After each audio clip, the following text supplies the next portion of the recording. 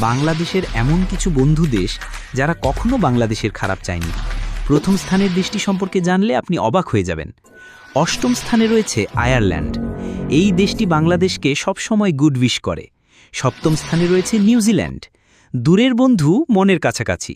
নিউজিল্যান্ডের মতো শান্তিপূর্ণ দেশ আর কয়টি আছে? এই দেশটি বাংলাদেশকে নিয়ে কোনো নেতিবাচক অবস্থানে যায়নি। ষষ্ঠ স্থানে রয়েছে নেদারল্যান্ডস।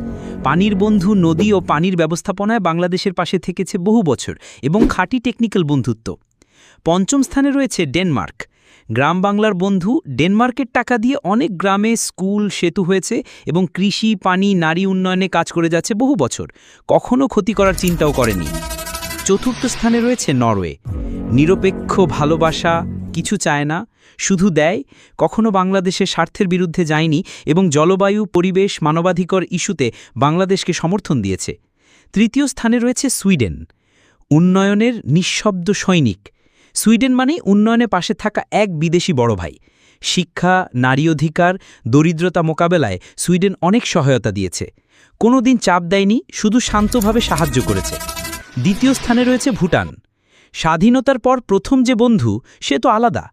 ভুটান ১৯৭১ সালের পর বাংলাদেশকে প্রথম স্বীকৃতি দিয়েছিল। দুই দেশের মধ্যে কোনো ঝামেলাও কখনো হয়নি। ছোট দেশ, কিন্তু বন্ধুত্বে বিশাল। প্রথম স্থানে রয়েছে জাপান। চুপচাপ কাজের বন্ধু। জাপান কিছু বলে না, কিন্তু পাশে থাকে। জাপান কখনো বাংলাদেশের ক্ষতি করেনি, বরং স্কুল, কলেজ, রোডঘাট, বড় বড় প্রকল্পে চুপচাপ সাহায্য করে যায়। অনেকেই বলে জাপান মানেই শান্ত আর বিশ্বাসযোগ্য বন্ধু। কক কক কক।